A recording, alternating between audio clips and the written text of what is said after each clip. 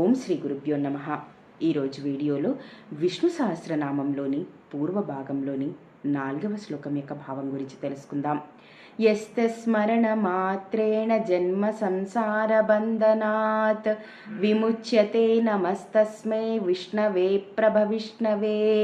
అంటే ఎవరిని కొలుచుట చేత పుట్టుక మరణించుట అనే బంధాల నుండి ప్రాణి విడవబడుచున్నాడు అట్టి సర్వసమర్థుడైన శ్రీ మహావిష్ణువుకి వందనం అని ఈ శ్లోకం యొక్క భావం.